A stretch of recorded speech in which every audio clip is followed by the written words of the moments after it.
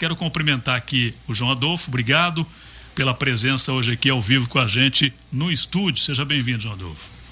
Valeu, Amaro, eu que agradeço a oportunidade, nunca tinha vindo aqui com vocês ao vivo, só por telefone, fica um pouco até complicado a gente ter uma interação e participar com os amigos aí, revendo o Josué, colega desde o tempo de rock and roll, a gente que tocou no Aeroanta em 1998, então faz mais de 20 anos atrás. O Flávio também, né, Mantovani, que está aqui junto. Então eu estou aí a tentar contribuir alguma explanação dentro daquilo que eu costumo acompanhar, por ser economista e ter também o escritório de contabilidade. Então a gente vivencia muito a realidade das empresas, né? É verdade.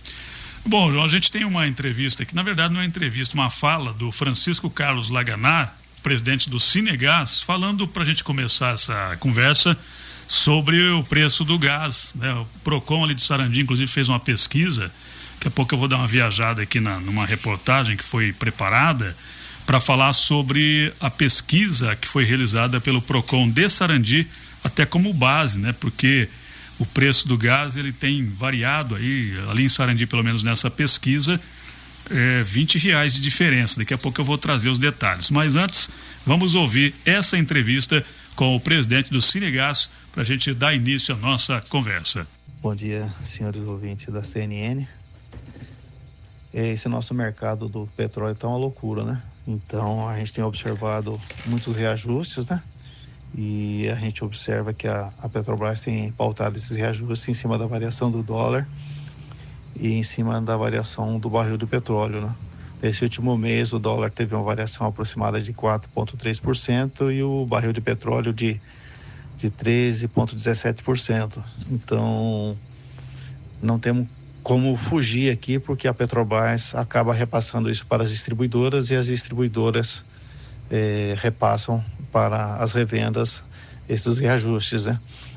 E também agora nós tivemos no mês de setembro o dissídio trabalhista, né? Em cima, os salários vão ser reajustados para os trabalhadores das distribuidoras e para os trabalhadores das revendas também. Então isso acaba impactando sobre o preço final do gás para os consumidores, além de outros itens que têm influenciado, aluguel, o preço de manutenção de veículo, o próprio preço dos veículos e outras variáveis, né? E esse preço tem variado de acordo com o tipo de revenda. Tem revendas que são mais simples, né? Que é uma estrutura familiar, e tem umas revendas com estrutura maior, com muitos funcionários, veículos. Então, esse mercado nosso, ele tem uma variação de preço em cima desses custos que a revenda tem, né?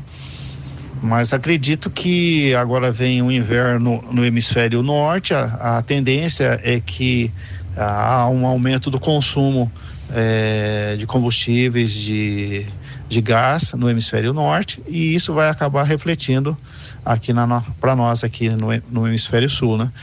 E vai faltar produto na Europa, já está faltando, a gente tem visto isso pelos meios de comunicação, e isso aí vai impactar com certeza no nosso mercado, né? A gente espera que essa sinalização que o governo tem dado de ter uma espécie de subsídio para os consumidores venha, que ele consiga fazer isso para que os preços pelo menos não aumentem, né? Que se permaneçam por aí, né? Então a nossa esperança é essa, que essa sinalização desse subsídio aconteça na prática, né? Para que a gente possa manter os preços nos níveis atuais, né? Essa é a nossa esperança, porque a gente tem observado que o custo de vida aumentou muito e isso tem penalizado as famílias, tem penalizado por demais os consumidores, e nós das revendas, nós não queremos isso, né? Nós também somos consumidores, somos família, e a gente quer que as coisas que as coisas amenizem, né? Para todo mundo, inclusive para nós. Então esse é o nosso intuito. Nosso mercado é um mercado muito competitivo, e se pudéssemos não reajustar, nós não reajustaríamos, porque a gente sabe que penaliza, né? Penaliza todo mundo. Tá ok? Um grande abraço a todos, e vamos ter esperança por um período melhor, né? É essa a nossa esperança também. Tá bom? Obrigado, então, seu Francisco Laganar, que é presidente do Cinegás, fazendo inclusive essa análise para a gente aqui no programa, né, sobre o aumento do petróleo, enfim, seus derivados. Inclusive o Procon de Sarandi divulgou uma pesquisa com os preços do gás de cozinha lá no município. A gente usa até como base. O estudo é referente ao monitoramento dos valores praticados em revendas da cidade de Sarandi até o dia 31 de setembro agora. A coleta foi dia 30, né? Dia 30, não teve 31 de setembro, né? A coleta revelou uma variação de 25% no preço do insumo, sendo o menor preço lá em Sarandi 88 e o maior R$110. Eu mesmo paguei R$110 no gás semana passada. Então já o João Adolfo aqui para a gente conversar sobre essa correlação, né, do questão do preço do dólar, também a questão dessa inflação que nós estamos enfrentando, a carga tributária, aqueles intermediários. A gente tem sempre falado aqui, o Flávio tem mostrado também, né, nos programas anteriores, e a gente tem mostrado que tem muitos intermediários e ganhando, além, é claro, das taxas, dos impostos que são cobrados. Qual o panorama que o senhor poderia fazer para a gente sobre essa situação dessa inflação hoje, do preço do gás especialmente, dessa variação grande que está ocorrendo, né, de acordo inclusive com o Procon de Sarandi, mas por que está tão alto esse produto aqui para a gente? Bom, o panorama que eu teria para trazer é o pior possível. Vai continuar aumentando. Se a gente pegar o preço de agora, o barril de petróleo do mercado futuro está cotado em $81,75, ou seja, somente hoje uma alta de 3,2%. Aí normalmente existe uma correlação inversa. Quando você pega o histórico, o barril do petróleo sobe muito, o dólar costuma se desvalorizar e vice-versa. Dá pra gente pensar, fazer um exercício mental aqui. Se eu coloco muita moeda no mercado, a moeda não tende a se desvalorizar, né? Isso. Só que você tendo ela em excesso, você tem maior poder de compra e não subindo a oferta, você acaba que eleva o preço. Então é por isso que funciona dessa maneira.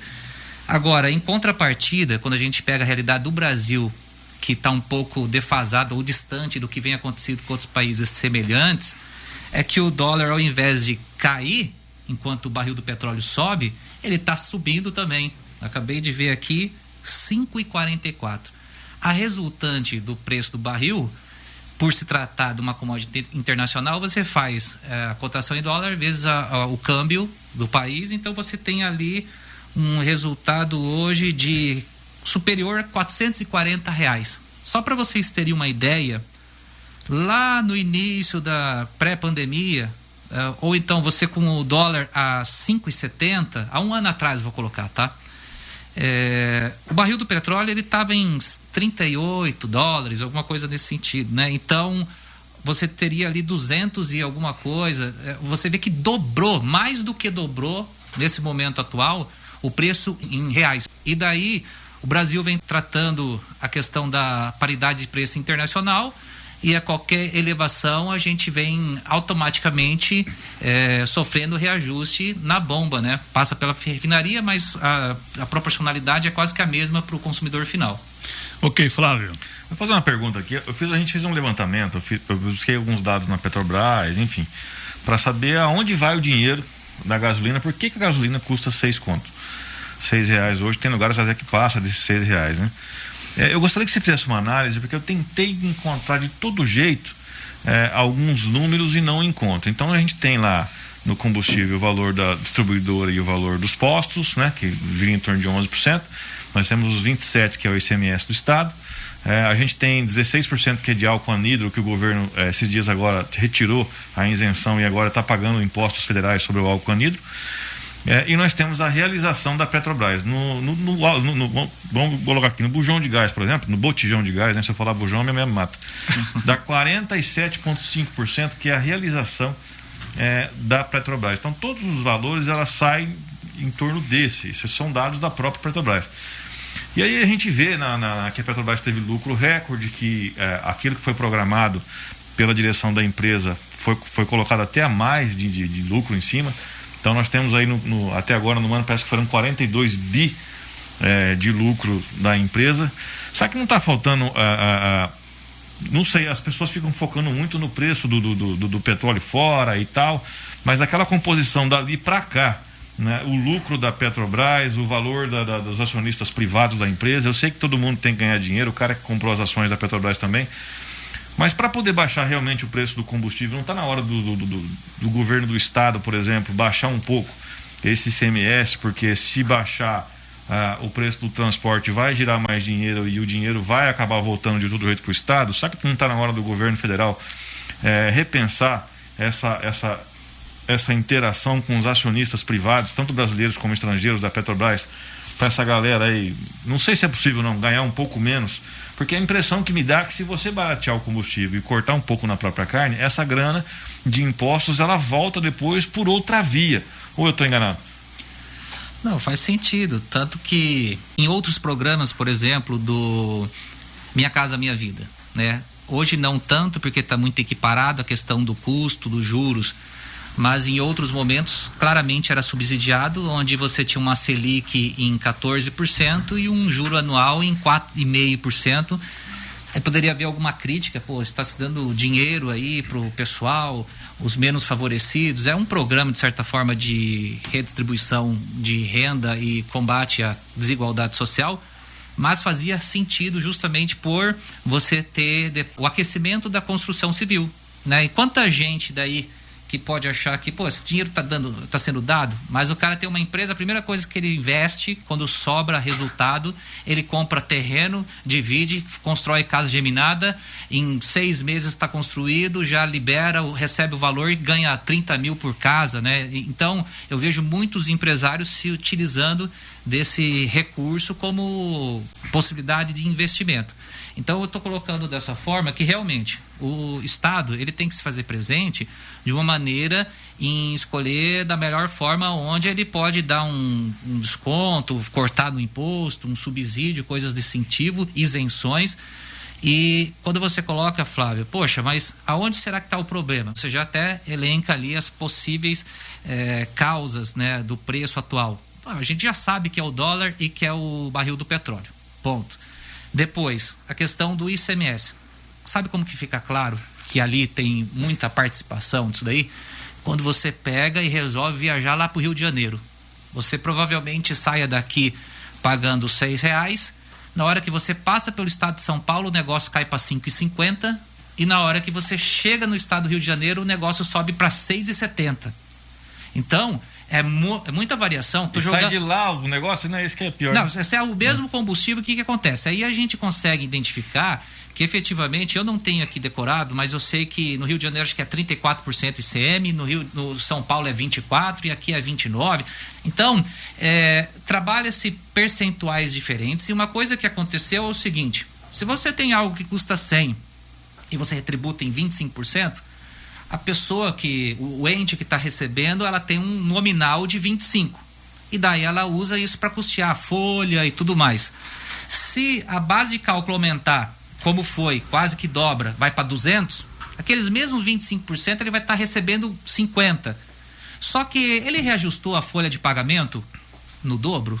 Não, né? Os dissídios, a gente está vendo aí que o salário mínimo está previsto a menos de 7%. Provavelmente todo mundo tende a seguir mais ou menos nessa linha.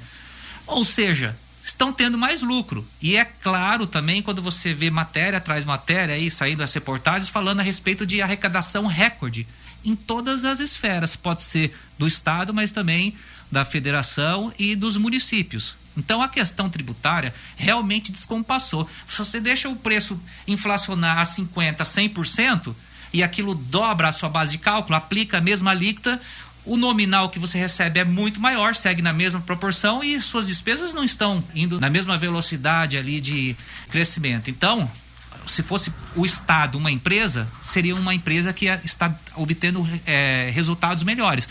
Tanto como a Petrobras, não é verdade? Então, se está aumentando o lucro da Petrobras, é como se estivesse aumentando o lucro do Estado.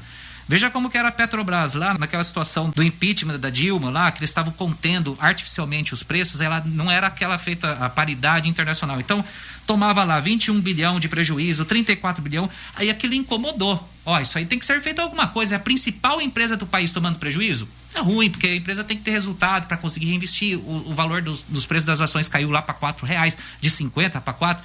Aí reformataram aqui a política, vamos deixar oscilar em relação ao mercado internacional. Tá dando lucro? Ó, beleza, 25 bilhão, tantos bilhão. Agora, pega lá, um trimestre só, dá 42 bilhão. Então, quanto que essa empresa vai lucrar no lombo do povo? 200 bilhões de reais daqui a pouco vai deixar isso? Vão permitir que isso aconteça? Olha, então eu não quero mexer na paridade internacional, então por isso que veio aquela ideia. Vamos pegar parte do lucro, já que o Brasil, o Estado é 50% detentor das ações, então pega, então se der 200 bilhões de lucro, pega lá 100 bilhões e converte isso em subsídio para tentar conter um pouco. É um formato talvez menos traumático do que chegar na canetada, né? E segurar. Agora, vamos voltar um pouco em relação ao dólar, porque o dólar a 5,44 tá esquisito. Tanto tá esquisito que veio a matéria ontem lá falando, denúncia, né, do consórcio lá de repórteres investigativos internacionais, mostrando várias personalidades no mundo envolvidos com dinheiro de offshore e tal. Não fica esquisito aparecer agora o Paulo Guedes, que tenha lucrado nos 1000 dias aí de governo Bolsonaro 14 milhões de reais, porque ele mantém dólares lá fora, e o Roberto Campos também, que é presidente do Bacen, também tem o mesmo esquema. É um conflito de interesses, não é? Pois é, eu há um ano atrás, quando vi a conversa, não vai se passar de 5 só se fizer muita burrada, e o dólar vinha subindo e de repente eu nunca vi um Banco Central tão inoperante. Normalmente, quem vive do mercado financeiro acaba saindo uma notícia assim: Banco Central intervém com não sei quantos bilhões de dólares, derruba a moeda em até 5% eu vi cair num único dia. É uma paulada. Aquilo ali dava uma assustada no mercado. Quem estava especulando, quem estava no futuro, ou a própria lei da oferta e da demanda, quando você dá um solavanco desse aí, o pessoal se assusta, né? E depois ele pode até retomar porque é natural, é o caminho a ser seguido, mas ele não deixa a coisa explodir de R$4 a 5,90. Então eu já tinha uma sensação de ser algo muito esquisito isso que está acontecendo, porque normalmente o Banco Central entra com o swap de contrato futuro, depois ele faz leilão em linha, porque ele tem lá 350 bilhões de reserva. Não se utilizou para nada isso daí? Até agora não se utiliza para nada. Mesmo ele apostando ou profetizando que quem entrar a R$5,40 vai ter que sair a R$3. É que o cara toda hora fala um negócio desse, aí as pessoas confiam, acreditam e tal, e de repente vai na contramão, sendo que ele é um beneficiário, né? Então, resumindo, quanto maior o dólar, mais ele ganha dinheiro. Mais ele fica rico. Ele ganhou aqui, mas 14, alguém me falou hoje assim, 14 milhões de reais, João. Isso é fichinha. Rapaz, isso é o que está evidente. É a mesma coisa que alguém falar assim, então o Lula não é dono do sítio, porque não está no nome dele. Mas tem lá o nome dos netos no pedalinho, um monte de remédio com a etiqueta, o avental escrito bordado no nome dele. Então, se o que apareceu, o cara já tem lucro de 14 milhões, imagina o que a gente não está enxergando. Outros fundos que ele pode ser o gestor, ele tem informação privilegiada. Teve outra situação que foram anunciar lá uma troca na diretoria da Petrobras, despencou, sei lá quantos %, a 10% num dia. Não teve um cidadão que lá, faltando 5 minutos, fez a maior operação da história em opção, né? Porque daí ele saiu vendido um determinado valor, o negócio caiu, ele realizou não sei quantos bilhões de lucro. Então tem algumas coisas no mercado que às vezes eu bato o olho e falo assim, tá muito esquisito, né? Então, estamos falando do petróleo. Tem o ICMS do Estado? Então tem razão quando reclamam disso aí. Tem a questão do lucro? Tá evidente, vai deixar o povo sofrer aqui, sangrar tudo isso de bilhões de reais de resultado? E outra coisa, João, mas tem que ser o liberalismo econômico, a coisa tem que fluir. Mas nós vamos ser inocentes? Quem que detém o petróleo no mundo? É a OPEP. Agora, os caras lá na Arábia Saudita faz o carro Ferrari banhado a ouro. Então nós vamos agora cravar de diamante o negócio, vão ser inocentes, falar, deixa o mercado. Quem está fazendo, quem está manipulando, segurando o bombeamento, a oferta, são esses países, é a Arábia Saudita, é a Rússia. E a gente que tem ali mais ou menos uma suposta autonomia, fica ali acompanhando isso, e daí 2/3 dos investidores são do estrangeiro, nós geramos dividendo para depois mandar para esse povo. Entendeu? O dinheiro não volta depois, né? Então acho que a gente está sendo muito inocente. 12:58 agora, nós estamos conversando aqui com o João Adolfo Stadler Colombo, economista, falando sobre economia, sobre combustíveis, gás, enfim, dólar. E daqui a pouco a gente vai continuar essa conversa. O governo prevê o fundo para combustíveis com ativos da Petrobras e sem dividendos. Já a gente vai falar, explicar o que significa isso, se vai dar certo, se isso aí vai resolver alguma coisa. Nós voltamos após o intervalo aqui no Redação Transamérica. Transamérica, 12:59. Agora 1:02, já estamos de volta e tem um recadinho. Olha, se eu fosse você, eu já falava com o pessoal da Opção Imóveis. Agora liga lá, agende uma visita nesse paraíso. O telefone é 44-3033-1300. Anotou aí? 44, que é o código de área. 3033-1300. Já vou avisando aí nos Jardins de Monet Termas Residência. Quem vem visitar, volta para morar. No finalzinho deste ano agora, quase chegando já ao finalzinho do ano, vai estar pronta a primeira fase de um termas privativo totalmente exclusivo. Já pensou como vão ser os seus finais de semana daqui para frente? É como estar sempre de férias num lugar desses. Então, amigo, liga aí 44-3033-1300 e agende a sua visita no Jardins de Monet Termas Residência. Quem vem visitar, volta para morar. 1h mais 3 minutos, nós estamos conversando com o João Adolfo Stadler aqui sobre economia. Bom, o governo desistiu de incluir dividendos da Petrobras na proposta que cria um fundo de compensação à alta de combustíveis. A ideia é que o fundo seja composto por recursos da própria área, mas sem avançar sobre os dividendos. O lucro distribuído a acionistas da empresa para não implicar no uso de recursos do Tesouro e não virar alvo de questionamentos de investidores estrangeiros da estatal. Há uma minuta de texto em construção na Casa Civil com o objetivo de suavizar o preço na bomba de combustíveis, que prevê tanto mudanças no ICMS, que é o Imposto sobre Circulação de Mercadorias e Serviços, quanto na criação do fundo. O governo está preocupado, João Stadler, com essa situação? Nós hoje temos o consumidor, a pessoa que usa aí o carro, principalmente para trabalhar, está reclamando muito, está pagando muito caro no combustível.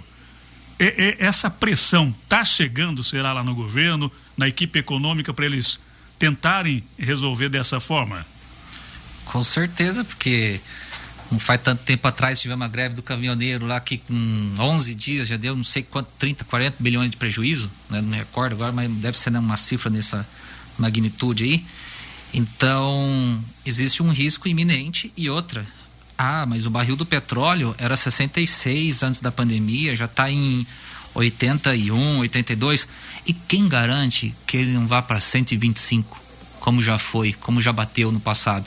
E daí seria um caos mesmo. Seria a gasolina aqui em Maringá, R$9. Puxa tudo para cima, né? Vai tudo para cima. Porque é um insumo utilizado em toda a cadeia, principalmente na questão logística, mas tem também a parte de a indústria química, se utiliza bastante. Então, eu acho que a questão de será que a gente já se utiliza diretamente dos dividendos ou não? Deixa cair no caixa e lá no meio do orçamento você vê alguma forma de pegar o valor, daí não fica correlacionado diretamente, mas vai ser o efeito igual, entendeu? A mesma coisa que eu receber alguém do Flávio, paga esses R$100, e daí eu já dou para você, Amaro, toma aqui. Fala assim, não. Primeiro dá esses R$100, que daí eu vou dar entrada, depositar lá no banco, depois o Amaro me gera contas a receber, manda um boleto e eu faço o pagamento. Aí você dá uma disfarçada assim para não parecer que é um início de intervenção. Porque se acontecer igual foi no passado, de tipo, não tá dando, vamos reformatar aqui a política, não vai mais poder oscilar conforme o mercado internacional, aí vem no caminho inverso, a ação que tá ali no faixa... Isso não seria hoje o ideal fazer isso? Rapaz, eu já tive situação de lá atrás ir em programa também e falar assim, tem que ser o liberalismo, tem que flutuar, quanto mais intervir o Estado, pior fica. E de fato, a gente viu uma situação que era um extremo oposto. intervia tanto que dava lá 20 bilhão, 30 bilhão de prejuízo. Isso é ruim. Agora, também não intervir nada e deixar o negócio dar 100 bilhão, será que não estamos indo no outro extremo, outro radicalismo, assim? Quando você pega em relação às estatais, esse é um grande mérito, né, colocado a respeito do governo Bolsonaro. E, de fato, a gente pega aqui, por exemplo, o que a gente teria como pontos aqui a se utilizar? Deixa eu aproximar um pouco aqui, que eu tô meio cego. Mas os Correios, ele vinha lá do ano de 2016, 2015 e tal, dava lá 2 bilhão, 1 bilhão e meio de prejuízo. Aí vem isso não é também do Bolsonaro, né? Já começou a reverter um pouco lá com o Temer. Voltou a dar resultado positivo, inclusive acho que nesse ano de 2019 ou 2020 foi um dos melhores anos, então se acredita o governo Bolsonaro o fato dos Correios terem saído do prejuízo, que já não estava tendo no Temer, mas enfim. Isso é positivo, porque aumentou o valor das taxas que a gente paga para despachar alguma coisa. Tem empresa que usa PAC e tal, pessoal que mexe no Mercado Livre, esses marketplaces, não teve alteração. Então como que você não aumentou a receita, a quantidade está a mesma e você consegue melhorar o resultado? Teve uns programas de demissão voluntário, umas readequações, enxugaram realmente a estrutura e o resultado foi maior. Ali foi muito positivo. Caixa Econômica Federal. Você também pega o resultado da Caixa, ela vinha um pouco aquém, de repente a gente vê ela melhorar também já no governo Temer, não dá para só acreditar, mas o do governo Bolsonaro realmente deu um avanço fantástico, né, em termos de resultado. Agora, eu só fico um pouco receoso em relação a resultado de banco, porque quando você faz uma operação financeira e já acredita ali que o valor dos juros contabilmente incorpora como aquilo sendo a receita do banco, ele pode, de repente, no momento posterior, começar a oferir prejuízo com a inadimplência. Então, pode mascarar ou maquiar um pouco. Hoje parece que está dando um grande lucro, porque realmente foi feitas muitas operações de financiamento habitacional nesse período. Então, e se na sequência o pessoal não conseguir honrar, mas eu ainda coloco que, tal como Correio, positivo. Agora, quando você entra em relação à Petrobras, como a gente já citou aqui, esse lucro que a estatal está tendo é em cima do lombo do povo. A própria Eletrobras, eu estava pegando algumas informações aqui, segundo trimestre agora fechou com 2,5 bilhão, um crescimento de 439%. A gente tem o que comemorar nesse aumento do lucro das estatais? E nós, né? Porque nós estamos pagando. Eu, pelo amor de Deus, teve um mês ali que eu usei um pouco mais o aquecedor, meu apartamento um pouco gelado, deu R$640 a conta de luz num mês, né? Uma coisa que costumava vir 300, 200, alguma coisa. Então, eu acho o seguinte, que o governo, ele está preocupado, está prestando atenção, ele tem as empresas, era uma grande crítica em relação ao prejuízo que elas tinham, mas agora é o que eu coloco. Há alguns anos atrás eu vim e criticava o governo, né, da esquerda, do PT, por ter feito assim, porque retira e coisa e tal. Aí você compara em relação ao desemprego, hoje caiu um pouco, né, mas ainda está quase próximo de 13%. Ainda assim você tinha pleno emprego, menos desigualdade, você tinha uma renda per capita maior. Aí agora, na situação atual, a renda média inferior a R$1.000 por mês, acho, se não me engano, e o aumento da inflação, o aumento da desigualdade, tudo piorando, né? Então agora eu vou vir aqui defender os mesmos pontos que eu colocava ali. Então eu estou em conflito como economista de ver que coisas que a gente cobrava que estava sendo errada, a Caixa Econômica, o resultado a quem, a Eletrobras, os Correios tomando prejuízo, a Petrobras tomando prejuízo, que a empresa estatal, independente de ser pública, ela tem que dar resultado, sim. Aí agora vem um resultado astronômico e eu vou comemorar isso aqui. Então, instituição se dando bem, mas nós pagamos a conta de uma forma maior, né? Eu acho que nós saímos de um extremo e fomos para o outro extremo oposto, e a gente tem que buscar um meio termo, entendeu? João, deixa eu te perguntar um negócio. O governo fala bastante aqui e tal, que fez redução de impostos federais e tal, que na verdade foi só tirou o imposto em março e abril, março e abril do diesel, depois voltou, né? Enfim. Aí tem uma situação aqui, eu tô com uma matéria aqui que é do mês de agosto, até aquele momento aqui, o total do lucro aqui das remunerações aqui dos acionistas, né, foi 31,6 bilhões de reais. Desse valor de 31,6 bilhões, 11,6 bilhões ele volta pro governo federal. Sim. Não é igual ao imposto? Porque se o governo federal cobra o imposto da gasolina, tá? de cada 100, cobra 10%, vamos dizer aqui, e volta a 10. Sim, o lucro, agora entendi tive que lucro você de quer 10 dizer. e voltou pro governo, não é a mesma coisa? O lucro no caixa do governo é uma receita semelhante ao que seria o imposto. E qual que é a comparativo que você pode fazer, por exemplo, de uma Copel, que teve também um lucro extraordinário, os funcionários receberam lá a sua participação no lucro, enfim, se a regra é essa, é justa, né? Mas como é que funciona? Porque as empresas públicas, o cidadão, ele começa a olhar para a Petrobras é nossa, a Copel é nossa, a Sanepar é nossa, mas se você tivesse uma empresa privada, onde ela só dava lucro, a partir do momento que você começa a arrancar do bolso, aí não vale a pena, né? Sim. Você veja bem, duas formas da gente identificar ou fazer a questão do preço, né? Normalmente, vou abrir um cachorrão. Você pode pegar e fazer, pera lá, quanto que eu gastei? Foi 2 salsichas, porque é um duplo, eu gosto de ovo também, coloco um purê, coloco um pão, mais um tomate, viu lá que custou R$7, ele usa uma marcação que vai incorporar as despesas fixas, um proporcional e mais alguma coisa variável do imposto, eu tenho que vender esse cachorrão por R$19,90, vamos supor. A outra forma de você tratar é falar assim, eu não vou fazer cálculo nenhum, eu vou olhar no meu vizinho ali quanto que ele está fazendo e vou jogar o mesmo preço. Aí você vê que o cara está fazendo por R$24,90. Um problema que o Brasil tem, e por isso que ele tomava prejuízo no passado, é que a Petrobras tem um alto custo para fazer a extração do pré-sal, porque não é igual a Arábia Saudita que qualquer um cavuca ali, o negócio já está saindo. Não tinha aquelas guerras no Golfo, quando alguém jogava um míssil, ficava ali um negócio jorrando da areia, né? Aqui a gente tem que fazer a extração de baixas profundidades com alto uso de tecnologia. Então, dependendo de se cair ali a $35, $40, já não paga os preços de produção. Só que daí eu estou querendo exemplificar de uma forma meio infantil aqui com o cachorrão, é o seguinte, hoje... Deu até fome aqui.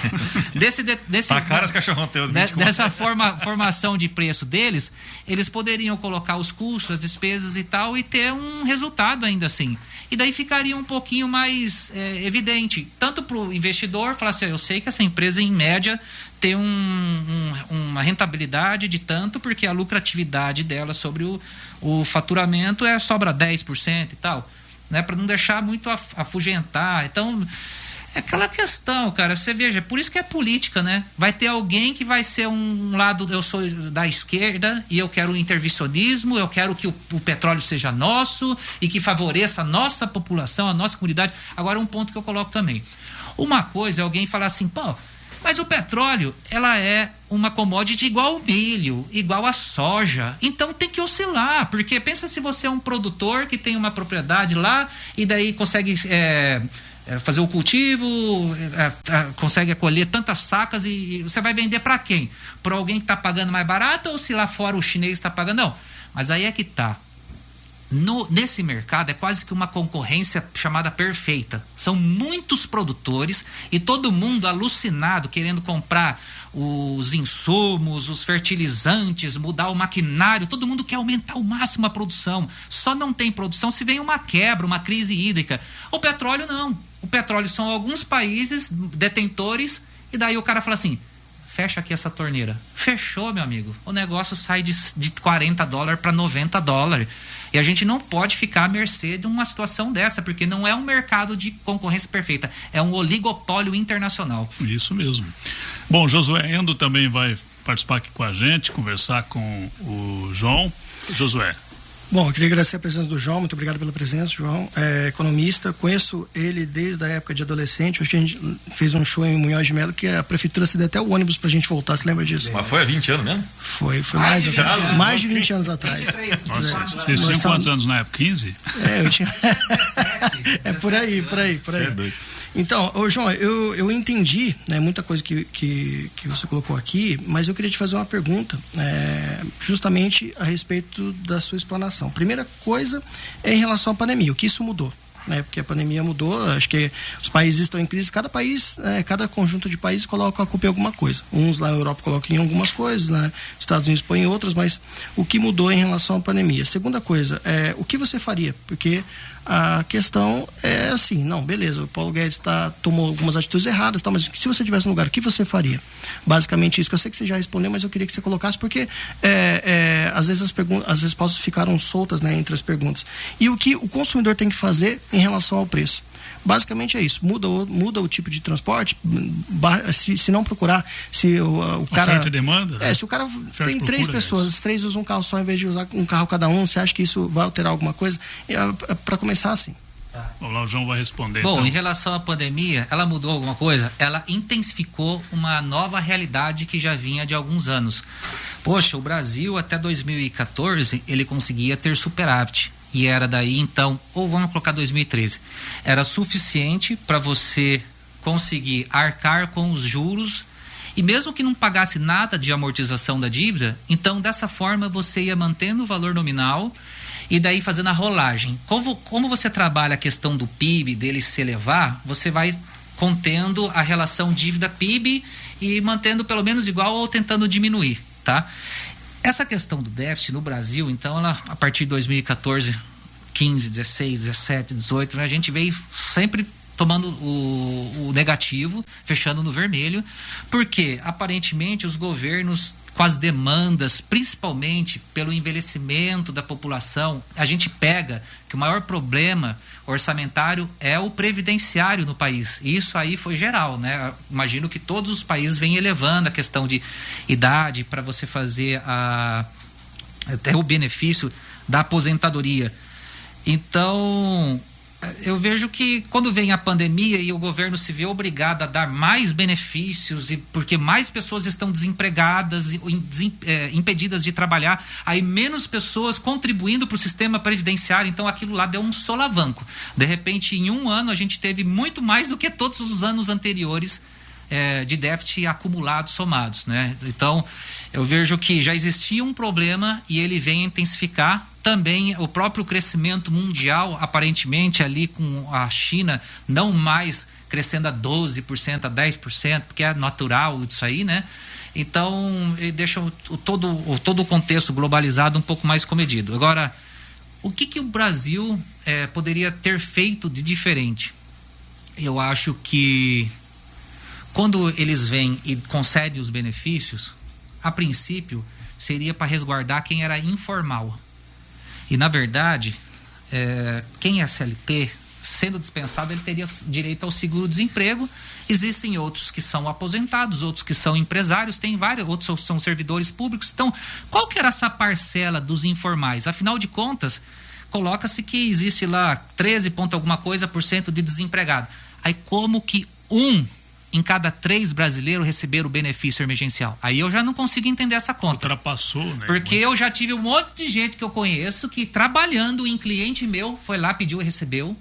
Fora os escândalos que saiu até em Maringá, não sei quantos servidores receberam. E eu tenho também conhecido meu que, mesmo sendo empresário, foi lá, pediu e recebeu. Então, quem quis pegar, só colocou o aplicativo, solicitou, caiu, transferiu numa conta de terceiro, eu paguei qualquer boleto, qualquer um pode ter fraudado isso daí. Então, eu achei um pouco uma cagada feita assim, sabe? Depois, quando pegaram, agora nós vamos dar crédito subsidiado para os empresários, porque para as empresas não quebrar. O que teve também de cliente meu, amigo meu, que pegou 300, 500 mil reais, porque o banco não é trouxa, tipo, ele olha assim, vamos ver quem que tem capacidade de pagamento. Eu não quero colocar para alguém que eu vou ter problema depois no recebimento, ficar inadimplente, me prejudicar em algum aspecto. Então, eles deram para quem já tinha dinheiro e quem já tinha fluxo, que tinha patrimônio, que nunca ia deixar de pagar aquilo. Um juro barato de 0,5%. Teve um primo meu que pegou de 3,5% ao ano. Rapaz, pegou e comprou uma BMW. Pegou e usou de entrada para mudar, para comprar uma casa no condomínio fechado. Eu não sabia nem o que fazer. João, pego ou não pego? Pego. Foi lá, comprou 2 terrenos lá em Paysandu, construiu casa geminada, vendeu, ganhou mais 35 mil reais cada casa. Então, assim, isso a gente viu daí uma situação em aumento da desigualdade social, porque o dinheiro foi para quem já tinha, né? E depois também teve um monte de gente recebendo coisa, e a consequência tanto dinheiro, tanto crédito, no primeiro momento, aquela recessão, né, um pouco retido ali a atividade econômica, mas agora nós estamos vendo o que aconteceu com os preços, né? Aí agora o preço da carne vai de R$20 o quilo para R$40, R$50 o quilo, arroz, não sei o que e tudo mais. Então eu acho assim que foi muito exagerado, fora no início lá, não tinha nem chego o vírus ainda, todo mundo construindo hospital de campanha, não sei o que não foi nem utilizado, um monte de cagada que eu vi, assim, em relação, enxergando que estava na Europa, querendo antecipar os fatos, e muito exagero, né? Em relação ao dólar, eu acho sim que é errado o Brasil, que é historicamente um pagador de juro real positivo no ranking, sempre estava figurando em primeiro, agora fica na situação inversa, os caras colocam lá. Vamos ver como é que está a taxa de juros aqui, ó. O Selic veio de 2%, quando o IPCA estava 1,89, 1,87, sei lá. Agora, a última reunião, o Selic 6,25. Ah, tá subindo? Tá. Mas o IPCA está em 10, rapaz. Então, ele nunca vai colocar de novo alguma coisa que seja próximo de zero, até um pouquinho positivo, para conseguir atrair o capital estrangeiro nas operações aí de financiamento da dívida pública e daí, assim, diminuir a questão do câmbio, trazer um pouco o câmbio para 5, para 4,80. Então, eu acho assim que taxa de juros está sem sentido, né? Eles estão artificializando, estão deixando comer o imposto inflacionário. E quando você eleva com a inflação, você aumenta a base. Uma coisa que eu tinha certeza que ia acontecer é que a dívida pública iria passar dos 100%. Aí você olha hoje e está 80%. Mas lógico, faturando a mesma quantidade, com preço que subiu 30%, 40%, você recolhe um monte de imposto, então, o PIB aumentou muito. E você artificializou a dívida, o crescimento, botando uma taxinha de juros pouco, assim, então não acompanhou, né? O crescimento da dívida ela não acompanhou depois a questão inflacionária. É uma artimanha para tentar, no curto prazo, maquiar também, sabe? Então, são vários pontos aqui que eu se fosse... E não é só porque agora eu enxergo, não. Durante a situação, o andamento, a condução da coisa, eu já achava esquisito. Do combustível. Em relação ao combustível, qual que era... O que você faria? O que eu faria? Para baixar o preço. João, o Arthur Lira, ele, né, vai se encontrar aí com o pessoal da Câmara justamente para fazer algumas mudanças. Uma delas é em relação ao fundo, combate à oscilação, que não necessariamente vai ser do fundo de lucro, né, do governo em cima da Petrobras. E a outra questão vamos dizer assim, compulsoriamente os estados vão ter que cobrar a mesma taxa de juros, o mesmo imposto. Uhum. Então, a respeito disso, o que você faria em relação a isso? Né? Porque daí a gente está vivendo um problema com combustível, vários outros países também, mas você acha que isso vai ter algum aspecto positivo, mesmo sendo aprovado esse tipo de projeto? Olha, eu acho que num primeiro momento, para não deixar como está o uso do lucro, que é devido ou será acreditado como receita para o Estado, a mesma proporcionalidade, criar um outro artifício aí do fundo e tal, é importante. E se ainda vê que o negócio está desandando muito, até repensar a questão da paridade aí. E mas os investidores, não sei o que, a bolsa vai cair. Bom, mas me perdoe, porque se o negócio continuar nessa tendência, imagina se daqui uma semana ou um mês a gente volta a sentar aqui e está $90, e daqui mais um mês, 2 meses, aí está $100. Onde vai isso parar? Não tem uma perspectiva. Então, num primeiro momento, sim, se utiliza do lucro, abre mão disso. Tem que bater em cima dos estados também, porque eles são quem tem mais arrecadado por conta do ICMS. Tem que colaborar também, né? Tem que colaborar. Então, quando vem lá Bolsonaro e fala e tal, ele tem razão, sim, né? Inclusive, é só pegar o histórico da arrecadação por todos eles, e eu acho até que assim, o Paraná daí fica num meio termo, São Paulo um pouco menor, aí quando você pega o estado do Rio de Janeiro, tá tudo estourado, questão orçamental, ele fica assim, né? Ele se acha de mão atadas, porque agora que tá conseguindo ver que tem A verdade é o seguinte, reforma administrativa, né? Tem a questão tributária também, mas eu acho assim, quando fizerem uma reforma tributária é para facilitar o trabalho do contador, diminuir o número dos impostos, no final a arrecadação vai ter que ser igual, só talvez de uma forma inteligente, sei lá, mas não vai alterar muito no grosso, no bolo, sabe? Agora, o principal era os estados fazer tipo o Zema lá em Minas Gerais, quanto que ele não cortou, vinha de déficit e conseguiu passar para superávit, isso que tem que ser feito. Ô João, e daí a pergunta que eu faço é uma pergunta, acho que o ouvinte também tem essa mesma pergunta, principalmente quem viaja, por exemplo, para o Paraguai. Olha, bandeira nossa, combustível fabricado aqui. Se a gente analisar a estrutura de carbono do combustível é muito melhor, quer dizer, as ótimas vão para fora, não tem adição de questões aí de etanol ou água mesmo, e lá tá bem mais barato. Então, como que justificar para o consumidor, para aquele que está gastando 6 conto na gasolina, às vezes R$7, né, em alguns estados chegou a R$7, vai no Paraguai e paga 4,50, 5. Como é que a gente consegue justificar isso vindo da gente, tendo aí, não sei se tem taxa de exportação, e ainda assim sendo mais barato com uma qualidade melhor? É que, na verdade, você pensa comigo, para que existe o imposto? Se eu estou morando aqui no Brasil, é para eu ter segurança, saúde, educação. Então, por isso que quando eu consumo algo, tem que ter o imposto, porque eu tenho supostamente a contrapartida, o benefício. Agora, quando eu mando para um outro país, o Paraguai, ele vai vir estudar aqui? Ele vai fazer uma faculdade no Brasil? Ele vai ter a segurança? Ele vai ter... Não vai ter nada, né? Então, em via geral, não se coloca imposto nenhum quando a gente exporta alguma coisa. O outro país lá que coloque a tributação dele lá. Agora, é muito mal visto no mercado internacional quando você começa a sobretaxar as coisas. Então vem a OMC e daí fica, né, tentando lidar com aquilo, pode até sofrer algum tipo de sanção, de multa, porque é igual os Estados Unidos, ele vê que o câmbio nosso estava se elevando, consequentemente, como uma das consequências é um ganho de competitividade internacional, daí ele via que o aço estava ficando mais em conta importar do Brasil do que pegar o interno, doméstico, e daí você começa a prejudicar um setor importantíssimo, porque aqui, tirando a Petrobras, qual que é o maior setor nosso? É minério de ferro, com a Vale e depois as siderúrgicas, Companhia Siderúrgica Nacional, Gerdau e... pai, esqueci, Siderúrgica Nacional, Gerdau... Eu esqueci agora qual que é a terceira, mas enfim, ela é um grosso, né? Então, lá para não prejudicar o mercado interno, vinha sobretaxando, né? Aí, obviamente, aquilo ali repercute mal, daí fica tentando, não, então o Brasil vai ficar de fora só não sei o quê, e daí sempre vai vir a OMC e tratar isso em cima. Então, na verdade, eu já ouvi falar, Josué, a respeito de umas possibilidades aí de colocarem taxa de exportação no petróleo, no brasileiro, né? Justamente para tentar compensar também. Mas já que é para vender para o mercado internacional com esse preço, mas daí o nosso custo é aqui, então a gente joga uma sobretaxa para tirar algum proveito dessa situação.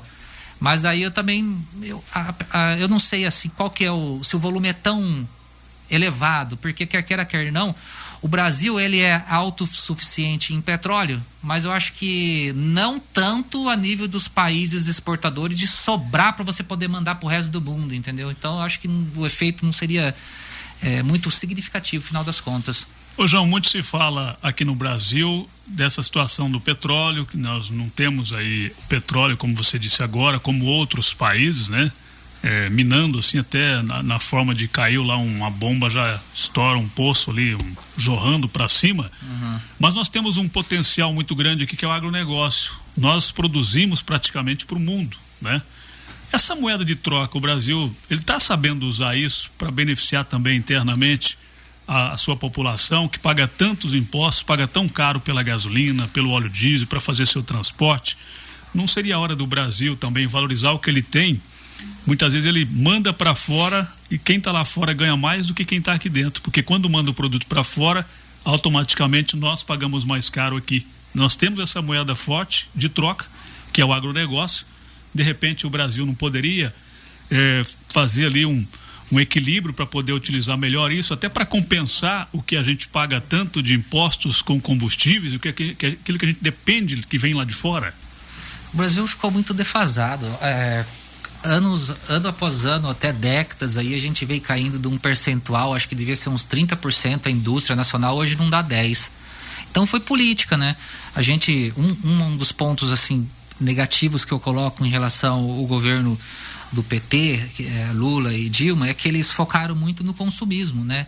Em dar maior capacidade para as pessoas estarem adquirindo carro, celular, geladeira, eletrodoméstico e coisa e tal, sendo que muita coisa não é produzida por nós. Então foi vindo muito cacareco da China e vou te fazer feliz hoje, sorria. Foi um voo de galinha, né? De repente ali, naquele momento, todo mundo achando que realmente caiu, né, a questão da disparidade entre as famílias, porque todo mundo agora tem direito a ter um computador, a ter internet, a ter geladeira, a ter um carro na garagem, e de repente é bem isso que você falou, né? Eu estou falando aqui num microfone. Da onde que veio esse microfone? Com certeza o minério de ferro muito provavelmente veio do solo brasileiro e mandado lá para fora. E hoje em dia, e eu vou falar a verdade, lá no escritório nós temos 70% dos clientes são do mercado digital, eles nem têm estoque, eles fazem só o serviço de intermediação, apresentam alguma coisa através de um anúncio no Facebook, aí o cara fatura 1.600.000 no mês. Sabe quanto que ele paga de Facebook? 550 mil reais. Uma casa por mês, né? É muito tráfego pago. Aí ele paga o fornecedor na China lá, o cacareco, pode ser qualquer bobagem, brinquedo, um negócio, eles não param de inventar coisa, né? Parece aquela lei de Say da economia. A oferta que faz a demanda, não a demanda, a procura que faz a oferta. Eles vão inventando coisa e vão jogando ali e a gente vai consumindo, né? Então, que tem pouco valor agregado, tem. E quando a gente pega a soja, que é o principal item do agronegócio, por que a gente exporta tanto soja? É porque as pessoas comem soja, não comem arroz e feijão? Não, tá dando soja para os porcos.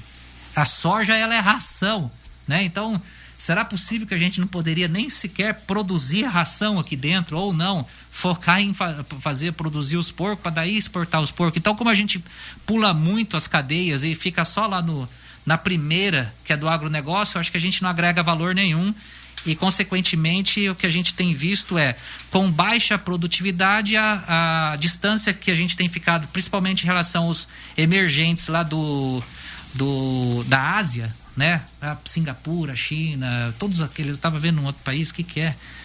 Myanmar, não sei. Olha, se você joga no Google os países que mais cresceram dos últimos 20 anos para cá, tá tudo naquela região, é os tigres asiáticos, né? E lá eles conseguiram ter um ganho de eficiência, de produtividade, de agregar valor nos produtos, no serviço, e aqui a gente ficou só comercializando o que eles produzem e tendo o serviço, porque acho que o Brasil... Manda matéria-prima e depois compra o produto pronto, né?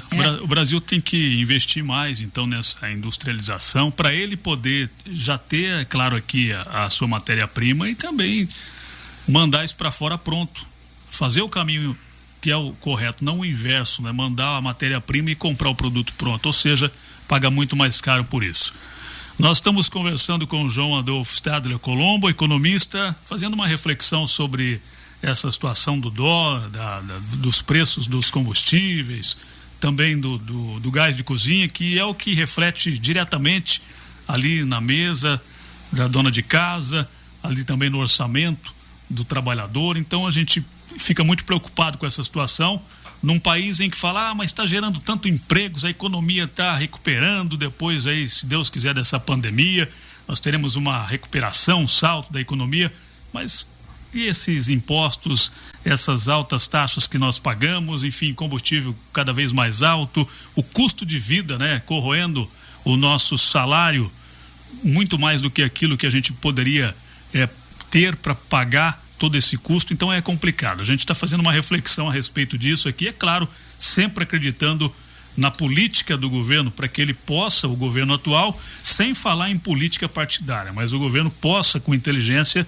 poder tratar essas questões para oferecer uma melhor qualidade de vida para o cidadão, tanto hoje quanto também amanhã. Não adianta pensar só no hoje também, como no passado muitos pensaram no hoje, eu estou comendo carne, mas e amanhã? Como é que eu vou pagar essa conta? Então tem que ficar esperto quanto a isso também. A gente volta depois do intervalo.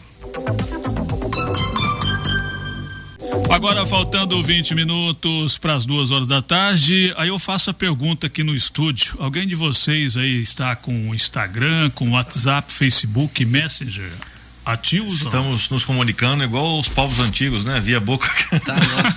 O Telegram, tô vendo que tá recebendo aqui ainda, mas a gente acaba não usando tanto, né? Isso porque os aplicativos de Mark Zuckerberg estão passando por instabilidades nesta segunda-feira. Usuários do WhatsApp, Instagram, Messenger e Facebook relataram nas redes sociais que os serviços pararam de funcionar no início da tarde de hoje, agora há pouco, tanto na versão web, né, para computadores, quanto nos aplicativos para celular. Segundo o site Dow Detector, que monitora sites e aplicativos que não estão funcionando, 38% dos problemas mais notificados no WhatsApp têm relação com o envio de mensagens, bem como no Messenger, enquanto os feeds do Instagram e do Facebook não carregam. Então, não é problema na sua internet aí no seu celular não, viu? Nem no seu computador. Deu um problema geral. O Instagram e o WhatsApp, em sua versão web, apresentam uma mensagem de erro 5xx Server Error, código que indica um problema de comunicação entre o servidor de origem e o dispositivo de rede. Já o Facebook mostra a sua tradicional mensagem de desculpe, algo deu errado. Em nota enviada, inclusive, ao site da CNN Brasil, o WhatsApp afirmou que está investigando o motivo dessa instabilidade e que irá compartilhar novidades assim que tiver completado a investigação. Em seu perfil oficial no Twitter, o aplicativo de mensagens completou que está ciente de que algumas pessoas estão enfrentando problemas com o WhatsApp no momento. Então tá aí essa informação que deixou muita gente viu a importância do rádio? Deprimida. Você viu a importância do rádio? Aí, ó, o rádio não para. O rádio tá no ar, meu né, filho, Flávio? nós é igual barata, pode dar uma guerra atômica, nós fica vivo. Então, Isso, pois é, tá vale a pena, viu, Amaro, lembrar que as empresas que utilizam o serviço de WhatsApp, elas são várias, muitas empresas utilizam o serviço de WhatsApp para trabalhar, então. tá? E Facebook inclusive. Então, vale a pena sempre lembrar que tem que ter o plano B, plano C. Então, o Telegram ainda está funcionando, outros aplicativos assim como o WhatsApp também estão funcionando. E isso vale porque não dá para ficar à mercê de uma empresa privada. A questão é sempre lembrar que o WhatsApp e o Facebook são empresas privadas que disponibilizam um serviço não 100% ali, vamos dizer assim, para as empresas. Então, não cabe direito ao consumidor, mas que as empresas façam aí a opção por ter pelo menos um meio alternativo. Eu mesmo ia mandar mensagem pro pessoal do jornal, corre lá, publica isso daqui, mas eu não posso mandar. Por quê? Porque se eu vou mandar pelo WhatsApp, então ninguém vai receber, beleza? Agora eu pergunto para vocês, aquele pessoal que foi almoçar junto, como é que eles estão conversando agora, hein? Sem o WhatsApp, né? Tem que conversar agora do modo tradicional, né, Flávio? Sabia que causa uma dependência. A gente costuma falar só no WhatsApp e não consegue mais ligar e falar com uma pessoa. Isso vai criando um bloqueio psicológico. É boca escura o negócio, cara. Faltando 17 minutos para as 2 horas da tarde, a gente continua conversando aqui com o João Adolfo Stadler, economista. Está aqui respondendo algumas perguntas, enfim, comentando também com a gente sobre esse momento, né, que a gente está passando agora. No início do programa, João, a gente falava aqui que Maringá está gerando mais de 1.000 vagas de empregos nesse início de semana. Um número muito bom, né? A cidade vinha divulgando aí 100 e poucos números, 200, 300, 400, oscilava aí nessa média aí, agora já essa semana com mais de 1.000. Isso, na verdade, é muito bom a gente saber que o mercado está se abrindo, né? Isso é um resultado importante, positivo, deve ajudar na nossa economia. Maringá, você veja, realmente tinha ali um histórico, uma lembrança, né? 400 vagas, 500 vagas, na pandemia caiu mesmo para menos de 100 ali oferecidas.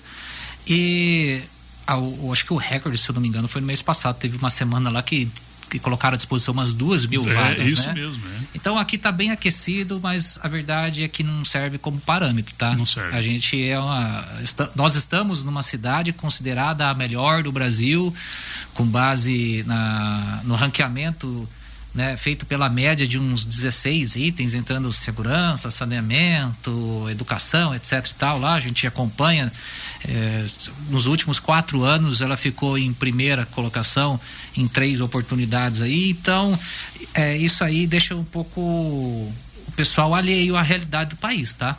Então muitas vezes a pessoa acha que está indo bem, que a coisa tal, e não é bem assim. Lá no Nordeste, no próprio Rio de Janeiro, em outras localidades, a situação é bem complicada. Beira a 20% o desemprego. Seria uma reação mais aqui regional, então, essa do emprego. O que está dando bom aí? Não é o agronegócio? Sobe em cima de um prédio e faz um 360 graus aí para você ver o que tem no nosso entorno. Mas parece que está num feudo, né? É um monte de plantação, né? Então a gente é uma economia localizada, muito pujante por conta disso, do agronegócio, o serviço, a educação, conseguindo agora fazer similar os serviços ali do Facebook, que o Josué falou, é uma empresa privada.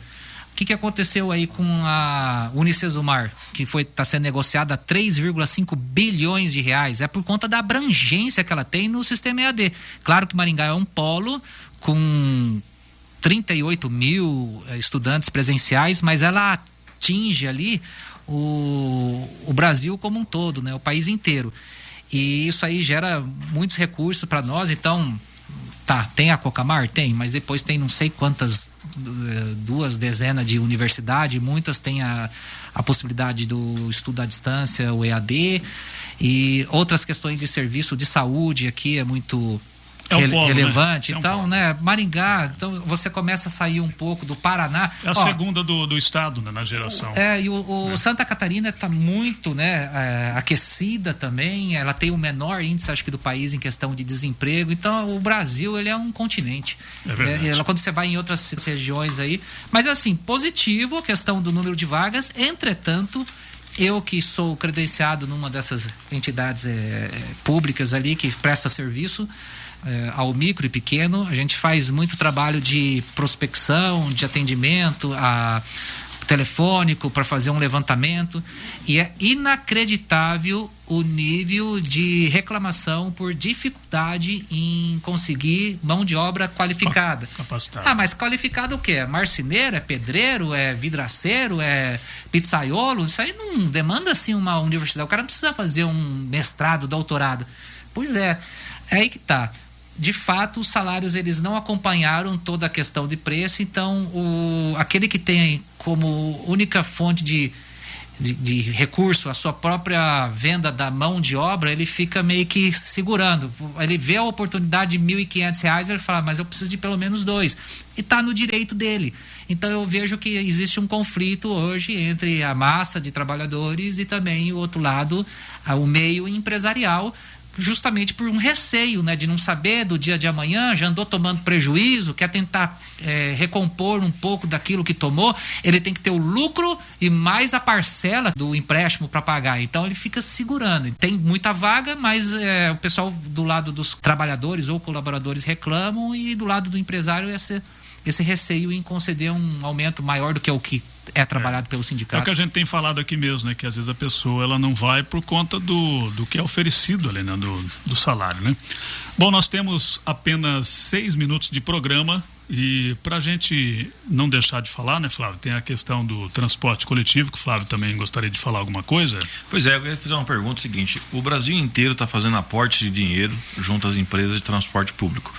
Isso porque nós temos Uber, patinete elétrico. Você pensar hoje, tomou muito espaço, e as empresas, como têm contrato, elas querem fazer esse reequilíbrio das contas, porque está todo mundo tomando prejuízo. Maringá é diferente, não quis fazer nenhum tipo de acordo com a empresa, em que pese eu acho que deveria, porque o contrato deve ser cumprido, né? Independentemente de quem fez. O poder público, ele troca o gerente, mas a empresa é a mesma, né? Tem que cumprir os seus acordos, né? E eu queria te fazer uma pergunta. Nós temos hoje, por exemplo, o Uber, que é uma baita de uma plataforma, uma baita de uma ideia. As pessoas utilizam ele, eu utilizo o Uber, gosto muito. Todavia, o município de Maringá, por exemplo, não consegue sequer saber o CNPJ ou algum tipo de tratativa para poder tributar o Uber. Sem tributar, sem nada, 25% de tudo aquilo que entra quando você vai pegar uma corrida vai embora. Mas vai embora, não vai embora para Paissandu, Sarandi, vai embora para Los Angeles. E isso não volta mesmo. Qual que é o prejuízo? Porque se você comparar, por exemplo, o ônibus, ele vai rodar aqui, gastar aqui, o dinheiro fica aqui, o táxi vai aqui, volta aqui. O Uber, obviamente, é muito melhor, a gente gosta mais, eu utilizo o Uber, só que tem essa dificuldade, 25%, um quarto daquilo vai embora e não volta mais. Como é que é isso? Cria um buraco sem fundo ou de alguma maneira isso volta? Voltaria se retornasse a CPMF. Por isso que o pessoal coloca como uma das alternativas aí você colocar algo que tributasse sobre as transferências financeiras. Então, independente se você está contratando um Netflix, uma Amazon, comprando coisa pelo Shopee, pelo eBay, pelo AliExpress, ou fazendo uso desses aplicativos que os recursos são todos transferidos para fora, você teria alguma coisa de imposto, pelo menos sendo arrecadado. E mas aumentaria também o preço. Oi? Mas aumentaria também. Aumentaria também o preço, mas eu não vejo por outro caminho senão esse também, porque é realmente uma situação bem complexa, né? Bem difícil de você... Como é que vai fazer, né? O dinheiro está indo para fora, né? Por cartão de crédito internacional. Não é uma ilusão, João, igual ao mercado, a gente sempre fala aqui, abre-se um hipermercado num bairro. Por exemplo, vou dar um exemplo aqui, abrir um hipermercado lá no Requião. Tá, beleza, no meio do bairro. Ocasionalmente fechou muita empresinha pequena, porque quando você abre um hipermercado, você fecha empresa pequena. Na Câmara, nesses tempos, deu um rolo danado sobre a abertura de mercado domingo. Não, aí apareceu algumas pesquisas lá dizendo que os mercados, né, os supermercados, eles dão lá 3% dos empregos, ou 4%, não lembro certinho, e vendem 80% do que o varejo vende. Os pequenininhos, eles dão quase que todos os empregos do mercado, as pequenas empresas normais, né? E vendem quase nada do varejo. Então, se você fizer uma conta, uma coisa pela outra, não existe um estudo de impacto social para isso. E as pessoas acham, tô pagando mais barato lá. Sim. Tá pagando mais barato lá, mas e aí o teu emprego, como é que fica? Não é mais ou menos por aí? É parecido, né? Economista falar disso aí é ruim, né?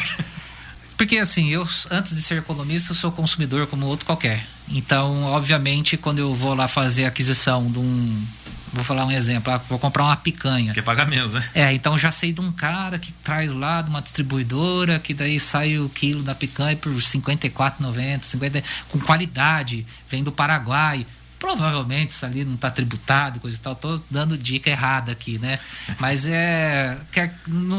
nas nossas decisões do cotidiano, não do individualismo no sentido de ser algo mal, mas realmente a gente procura ter o melhor benefício pelo menor preço.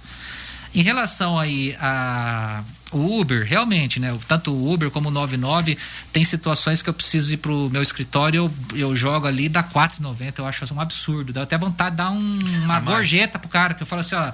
Aí eu até conversei com ele, ele falou assim, não, mas a gente não recebe, a gente recebe mais daí, nesse tipo de situação. Você paga R$4,90, mas o motorista recebendo mais. Tem toda uma sistemática. O que eu penso é o seguinte, por que diabo que não tem um aplicativo brasileiro que placa? Por que a gente tem que ficar pagando para um negócio dos Estados Unidos? Tinha que ter uma campanha nacional. Todo mundo fica colocando bandeira do Brasil e sou patriota, que eu sou contra o comunismo, não sei o quê. Pelo amor de Deus, gente, vamos ser racional, vamos ser contra as coisas que podem ser consumidas e trabalhadas e desenvolvidas aqui dentro, quanto o que está lá fora, porque não adianta nada eu colocar uma bandeira do Brasil e ficar comprando tudo sapato da Nike, né? Ou usando o serviço e tal. Se não tiver, João, só tem o Netflix, então não tem como. Agora, aplicativo, eu já vi um monte de gente tentando, agora tem um Garupa, agora tem um não sei o quê. Tinha que ter uma campanha nacional em cima disso daí, ou fazer que fosse você quer criar empresa estatal? Então cria uma empresa estatal disso daí, aí teria controle, aí teria a tributação, arrecadação, faria mais sentido. Pois é. Bom, faltando só um minuto para a gente terminar o programa, só nos resta aqui agradecer o João Adolfo Stadler. A gente sabe que o Josué teria pergunta, o Flávio mais perguntas, o programa se alongaria ainda mais. Muito obrigado, João. Numa próxima oportunidade a gente conversa mais amplamente sobre vários assuntos relacionados à economia. Obrigado pela presença. Valeu, eu que agradeço. Sempre à disposição aí. Bom rever os amigos aí. Obrigado.